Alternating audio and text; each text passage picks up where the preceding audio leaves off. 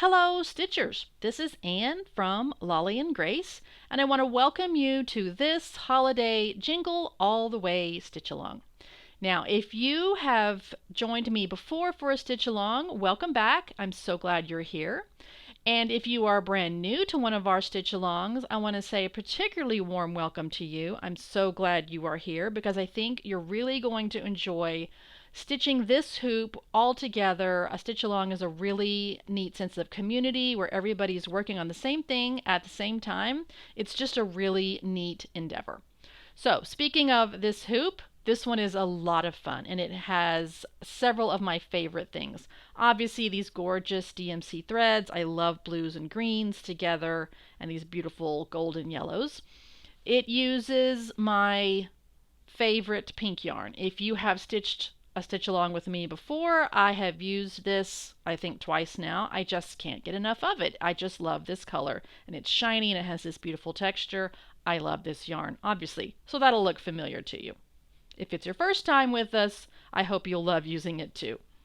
It also uses one of my favorite fabrics colors to stitch on is this really beautiful teal blue. And this hoop has some really interesting things to it. When I was designing it, I thought, it's the holidays. We want to do something fun, but not too complicated because everybody's stressed out and we're all busy, right? So I tried to make it a little bit interesting with maybe few new techniques to you. But not so intense that you're stressed out and you just like, this is no fun because I'm too busy. But one of the favorite things I think people are going to enjoy about it is these berries. They're not hard, they're fun, they're different, they're three-dimensional. Obviously, they're shiny, satiny, they're a lot of fun too. So don't listen to me blab about it anymore. Let's get started. To transfer this design onto the fabric, I used a tracing method, but it's a little bit different from the method that I usually use. My favorite method, I'm sure you've heard me say it before, is to print out the pattern and cut it out in a circle, stretch my fabric, put this pattern behind, and then shine a bright light and trace with some sort of pen onto the fabric.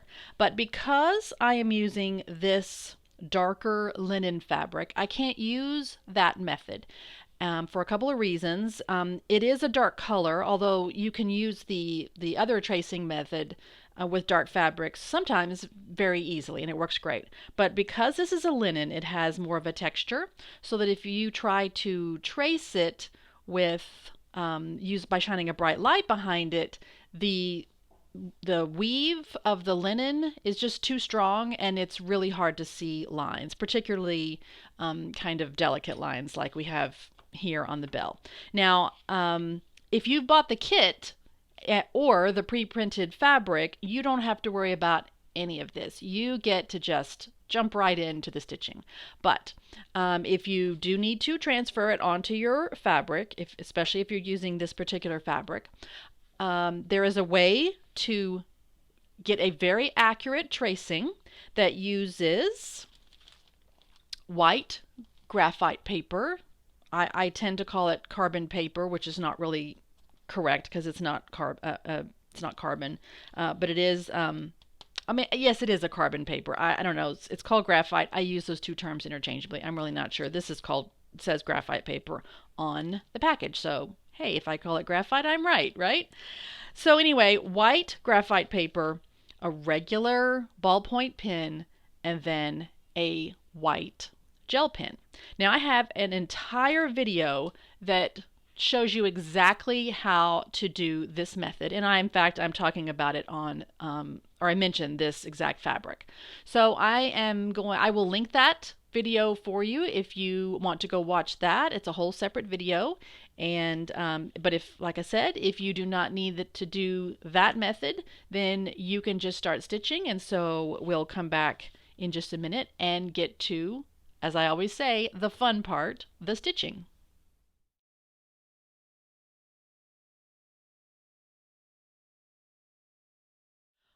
Alrighty, for the holly leaves, the super condensed description of what we are going to do is we're going to fill each of these sections with satin stitch, and then we will come back and outline the edge with a split back stitch, and then do the same thing, a split back stitch for the center vein of the leaf.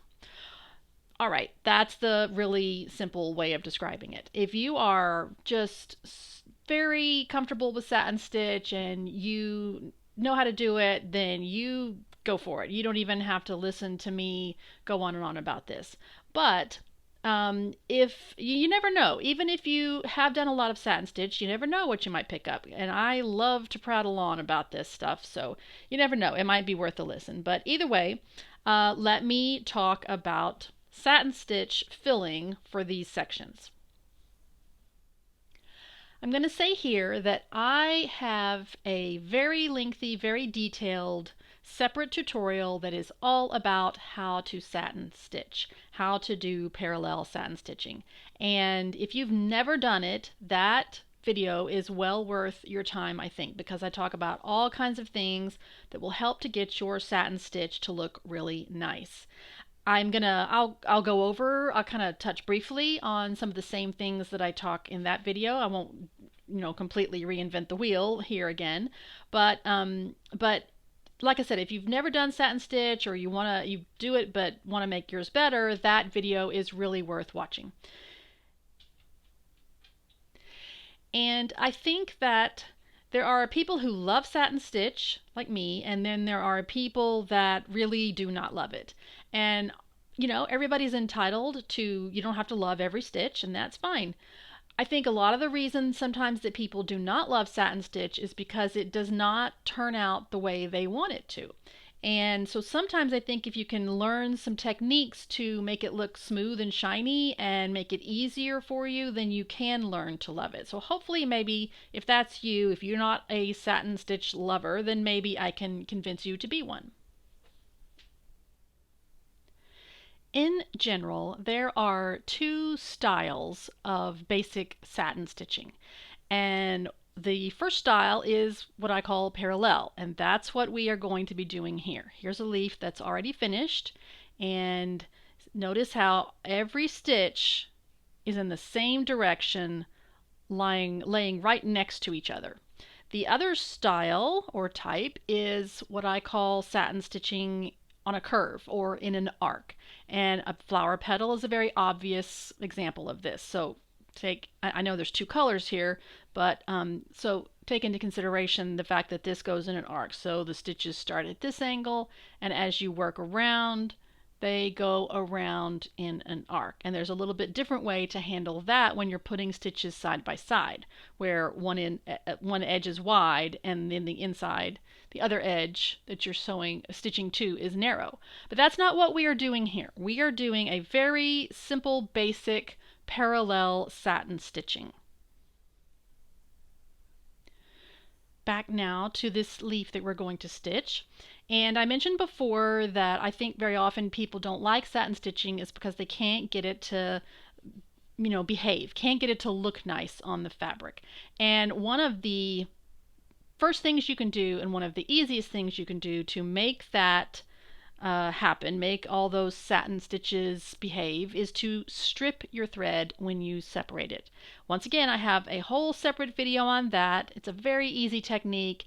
I know a lot of people when they are separating their strands of thread, they pull it apart like that. Don't do that. That drives me nuts because it twists everything up, and you want the strands to lay side by side. Not only are we doing parallel stitches, but we want the strands to all be parallel to each other. We don't want them to be twisted up like a rope, because that gives you kind of a ropey texture as the stitches lay on the fabric. You want them to look more like a ribbon, and to do that you strip your thread. So I have a whole video on that.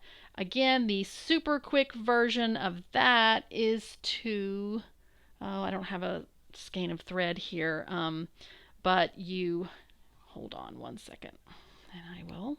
Okay, so this is only 3 strands, but pretend this is 6 strands of thread. You separate out one strand, and you hold it loosely with these fingers on the other hand, and then you pull this strand up. And it will twist up as you pull, but keep pulling, and you will pull out one strand. And then put that strand, lay it on your table or hold it in one hand while you pull up another strand, and then you combine those strands, however many strands the pattern calls for. And what that does is that makes each strand be an individual strand sitting next to the strand next to it, its friend, its partner. That goes, I cannot overstate what a difference that makes in your satin stitching, because it makes all those strands all line up and look nice and shiny and smooth when they sit next to each other on the fabric. And speaking of strands, we are going to be using 3 strands of DMC thread for this leaf. I already have it all on my needle right here.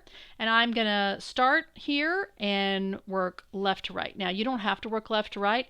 That's just the way I tend to work. I think it's because I'm a reader and you read left to right, and that's just the way I'm most comfortable. You don't have to. It's not a hard and fast rule. Do what's comfortable for you. Work right to left if you want. One thing that can help when you are doing parallel satin stitching is to draw yourself some guidelines. And it's really easy in these very clear, windows of space that we're going to be filling to draw yourself some guidelines. So even though we're starting here in this kind of odd shaped triangle, I'm going to use this line as a guide to start drawing my guidelines. It doesn't matter what you use to draw your guidelines. I mean, don't use a big, huge, thick marks a lot, but this is a Frixion pin. It does go away with heat, but it's not going to matter because we're going to be covering it up. You could also use this white gel pen if you wanted to draw your guidelines in the white. Although, that might be a little confusing because this is the line you're going to want to stitch a different color. And so having my guidelines drawn with this Frixion pen means I can tell which one is my guideline and which one is my line to make a dark stitch right there. So anyway, I'm going to just draw a couple of quick guidelines there. You can draw all your guidelines at once if you want. I tend to draw them as I work across in each section. But let's say I was going to draw the guidelines for this section, now I can key off this one or that one. So I'll key off of that one. And you can tell that this one is not, this shape is a little more like that. It's not exactly, the same width across the whole thing, but it's just a very minor variation, so I'm just going to sort of fudge it. All right, there's my guidelines for that section, so I'll just stop there for the moment. But now I'm going to come do this section. On satin stitching, there are, and especially if you see that other video that I made, I talk about ways to pad satin stitching. You can outline around it first and stitch over that outline. You can put little stitches underneath to pad it and raise it up. What we're going to be doing, you don't have to, look, it's the holidays. I don't want to spend, huge amounts of time doing all sorts of things. I enjoy this, but I also know everyone's busy. So we're just going to fill it in to stitch, and then outline afterwards. So let's actually get to stitching. How about? All right, little tiny stitches to start with.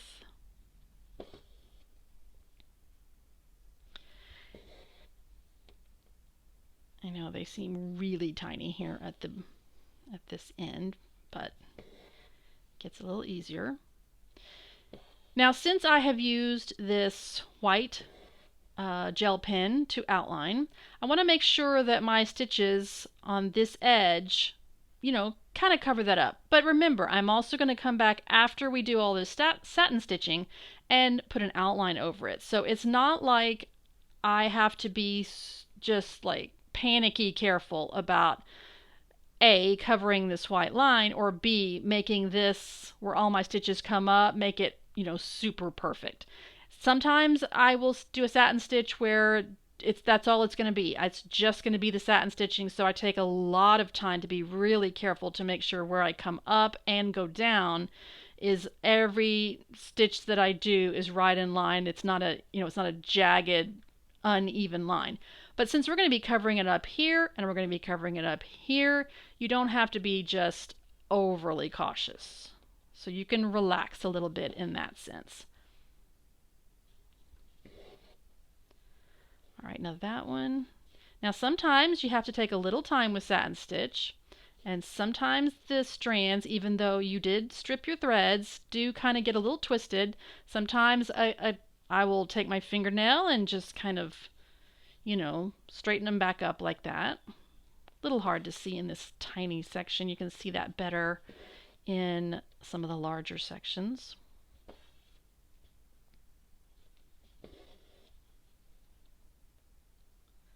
Let me get this one finished up, and then we can go over to a larger section and you can see everything a little bit better, I think.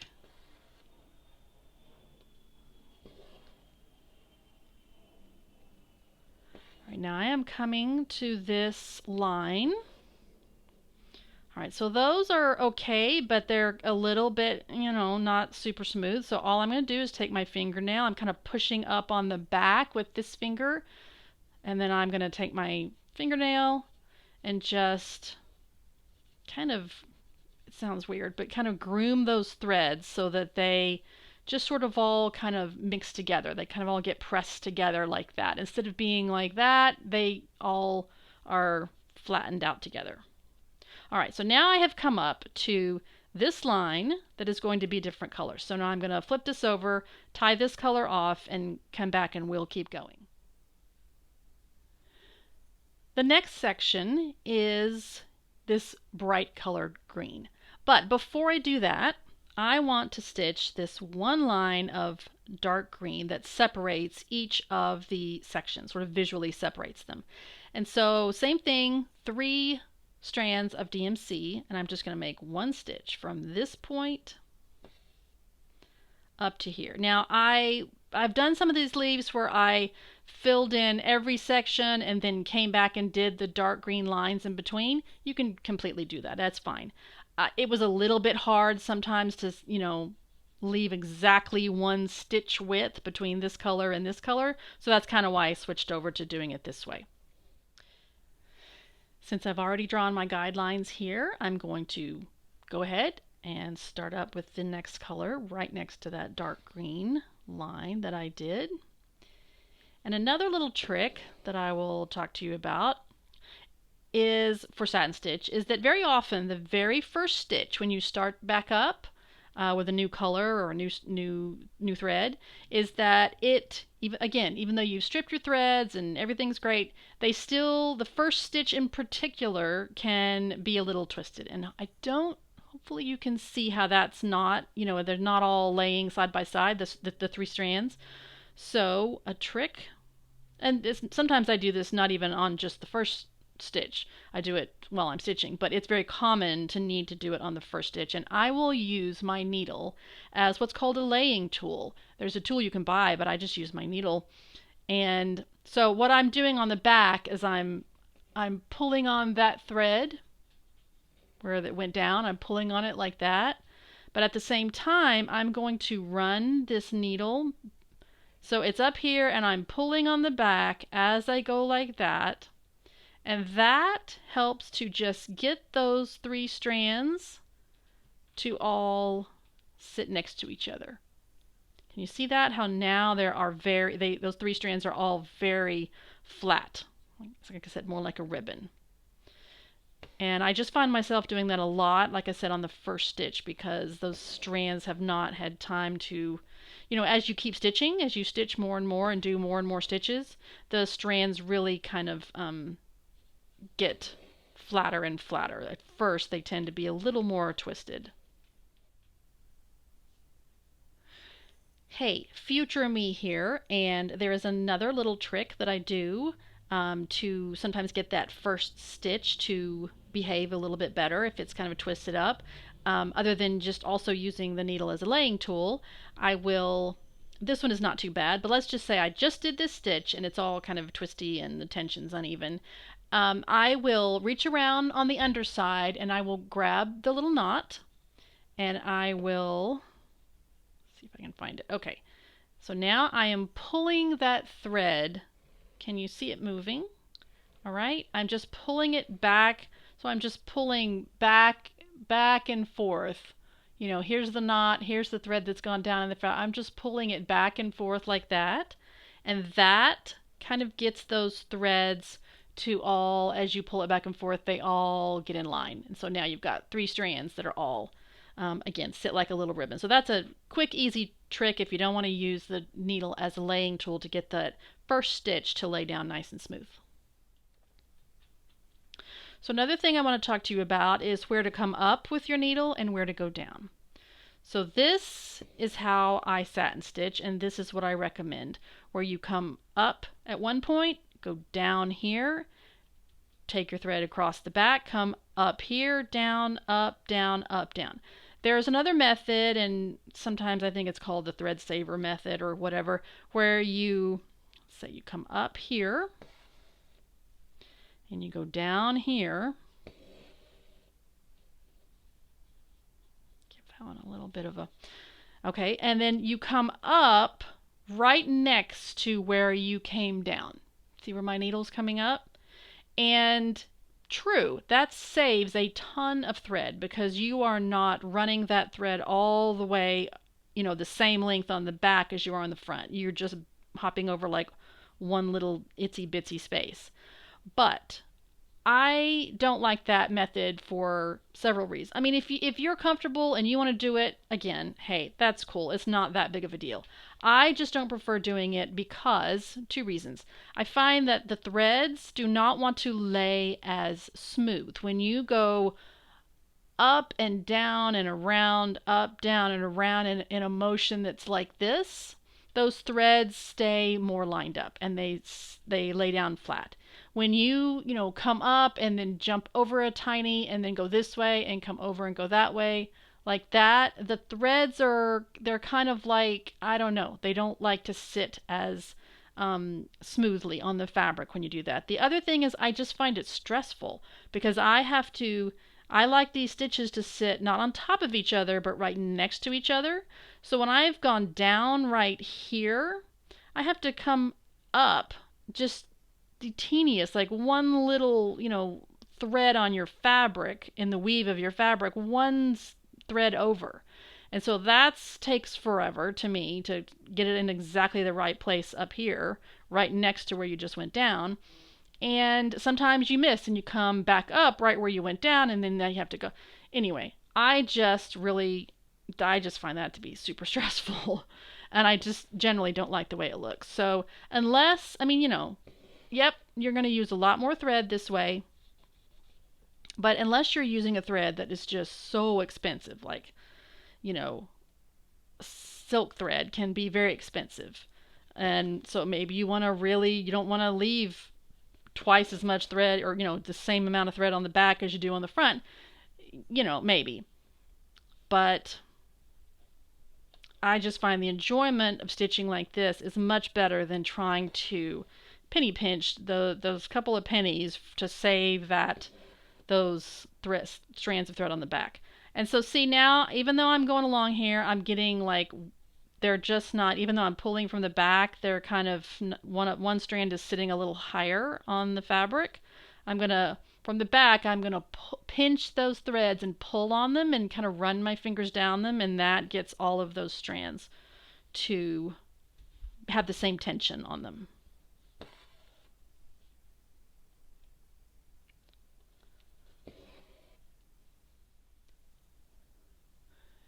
And speaking of tension, another really important factor to consider when you're doing satin stitch is the tension of your stitches as well as the tension of your fabric. Because you are doing so many stitches in the same direction that are pulling over and over and over, you want your fabric to be very, very tight in the hoop. I preach that no matter what. It's just better for everything, but in particular for satin stitch, because if I have very loose fabric and I am doing this, then eventually that fabric is going to get, if it's soft and loose in the hoop, it's going to get pulled like this, and that causes a pucker around your stitching, and those puckers, you really can't get them out later. So make sure your fabric is just incredibly tight in your hoop, as tight as you can get it. That's why I like these hoops that I have them in the shop. They're the beechwood hoops that have the brass where you can put a screwdriver in it, and they're nice heavy brass, nice wood, and you can crank that screw down really tightly. It's also why I wrap the inner hoop of my hoops with twill tape. Got a whole video on that too. But anyway, so that's why it's important to have tight tension on your fabric. You also want to make sure your tension is the same on all of your stitches, because if I do, see if I can get this to show up for you. So I'm doing all these stitches, they're generally the same tension. If I come along and do a stitch, and I pull it really tightly, like that, can you see that? See how those stitches are loose now and that one's super tight? That's not going to be good either. Their stitches aren't going to lay down flat next to each other. The fabric's going to be puckered. So just keep the same tension on all of your stitches. And honestly, I have found there's been some times when I sat down to do some, extended satin stitching, and I was like really stressed or angry about something and my mind was racing, and I realized that later my stitches were much tighter than the stitches I had been doing right next to it, and the fabric puckered. So I always say how relaxing satin stitching is, and stitching in general, but sometimes if you're super tense and angry, maybe don't do a whole bunch of satin stitching right in a row, because sometimes those stitches can be a little tighter when you are stressed out, okay? And here's just a quick little, I don't know if this situation will arise for you, but because I think I was yammering on about tension, or maybe it was just this sort of odd shape of this section. If you can see here, up here, I am full. The top of the shape is full. Down here, I have some more space to fill. So if I were to come straight across, I am like covering up that line of where the next dark stitch should be. So that's okay. You don't have to go take a whole bunch of stitches out and rework them. Just kind of fudge a little bit. And this is related to if you were going to be stitching in an arc. This is what you do if you're trying to do stitches in a curve. But I just have maybe one stitch down here to fill in, and I don't really have room up here. So all I'm going to do is I've come up down here where I need to be, and then I'm going to just tuck that stitch underneath up here at the top where I just don't have room. It's a little wonky, but that's okay. That's fine. I'm going to put a dark stitch next to it, so when I come back and put that dark green, it'll just cover that up. It's a little bit wonky, but hey, not a big deal. If you have given satin stitch your best try and you just still don't love it and just don't want to do this much satin stitch, that's cool. You can fill these sections in with some other filling stitch. A suggestion that I might make is you could do chain stitch to fill in. You could just make lines of chain stitch, back and forth. That would fill in those sections. You could go in, like a spiral for the chain stitch. You could also use brick stitch, which we are going to be using for the bell. I'll talk more about that when we start to do the bell. So you could do brick stitch, that's fine. You could go full on needle painting. I almost did that, but I was like, no, I'm going to simplify it. So you could needle paint this. So if you can use any stitch that is classified like a filling stitch, and that's fine. If you just have tried satin stitch, it's not your thing, don't worry about it. Just fill it up with some other stitch. Satin stitching is done, or whatever stitch you chose to fill those sections with, and now it's time to outline.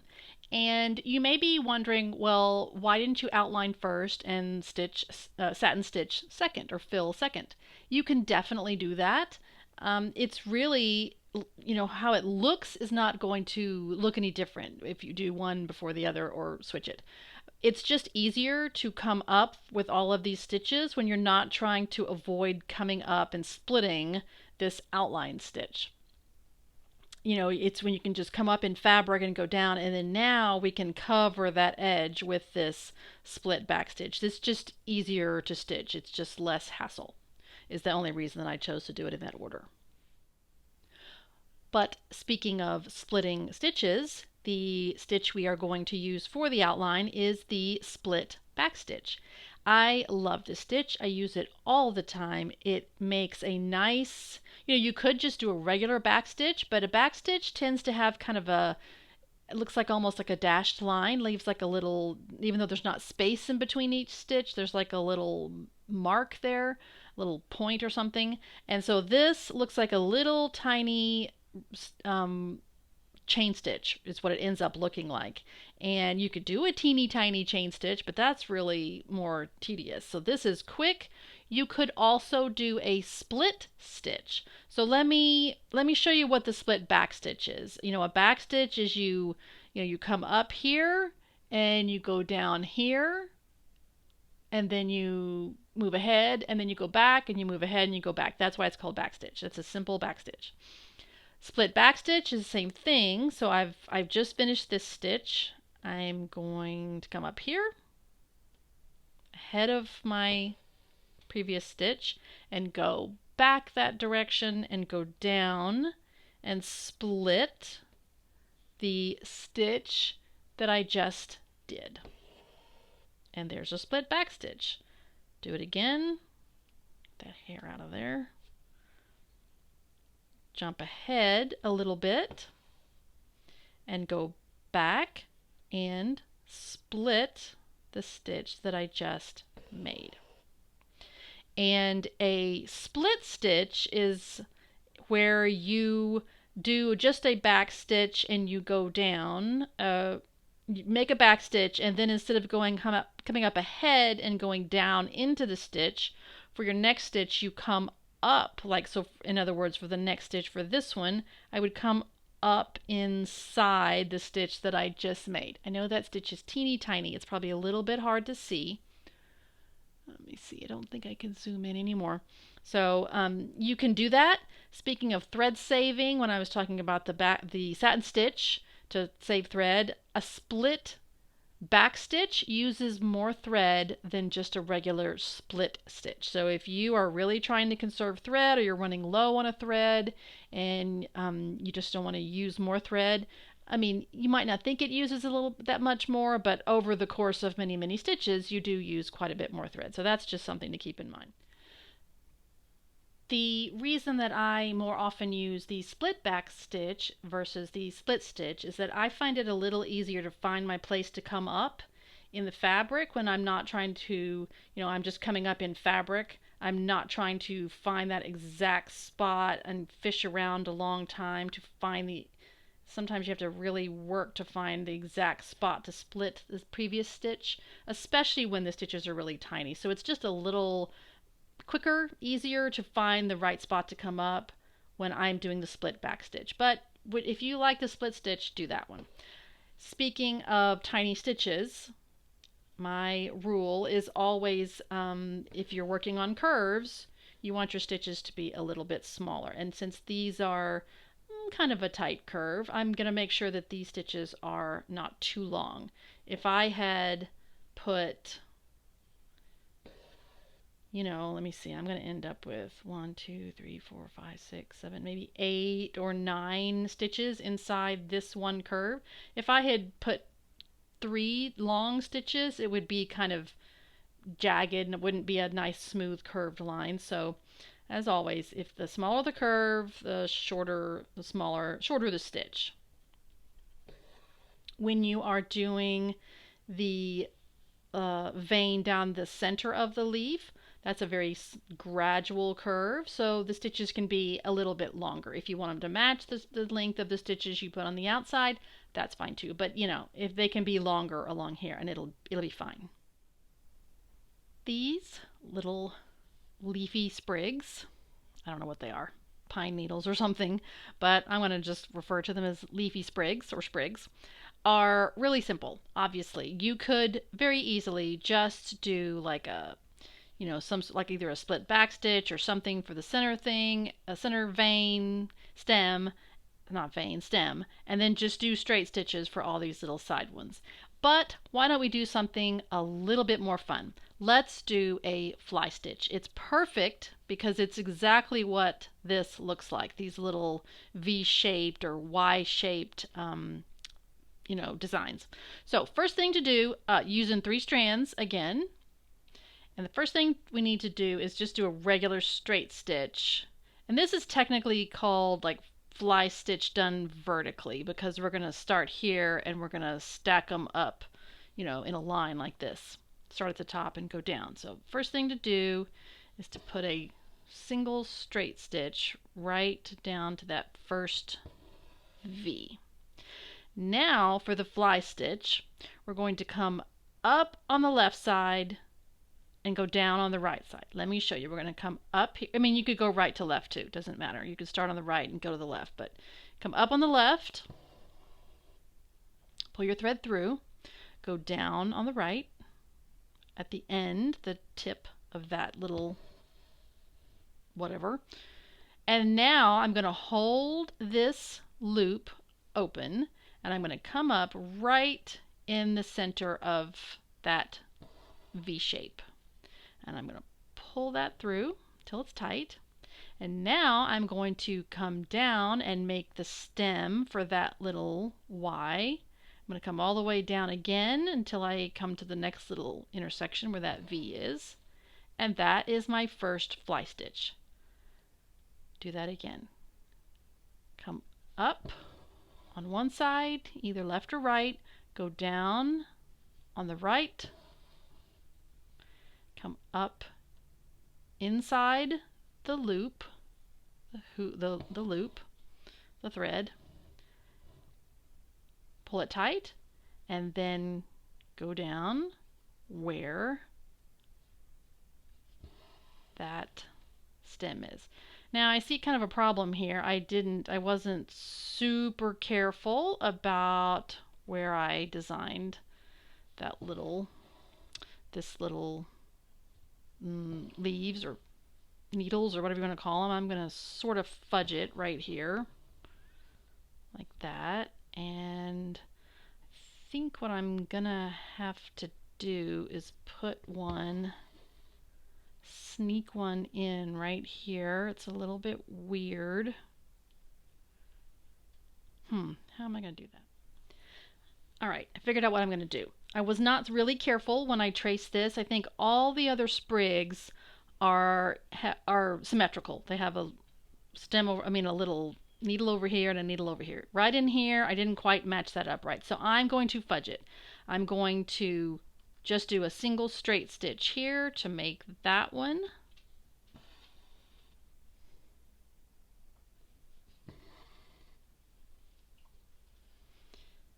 I'm gonna do I think now for these two, I'm going to do a fly stitch.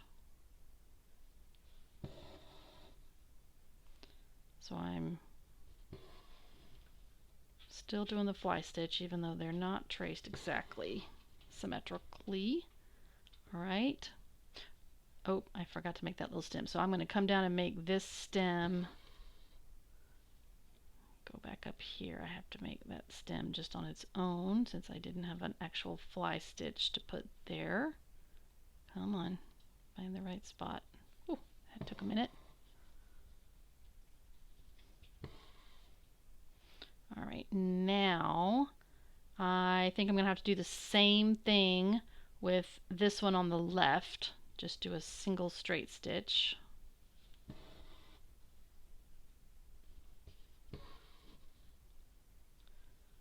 All right, now I'm going to start back up with my fly stitches.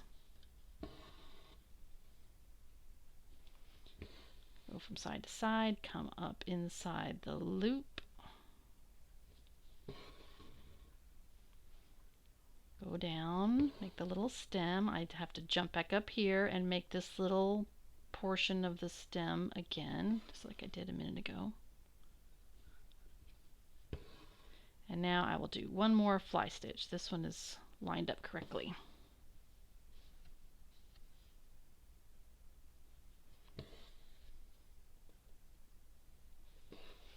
Okay, so that's an actual fly stitch right there, and then just go down. All right, so that was a little wonky in there. That was on me. Probably up here I should have done that same thing where I just made a single straight stitch for that one, but whatever, it'll be fine. So anyway, that is the simple fly stitch for these little pine needle leafy sprig things.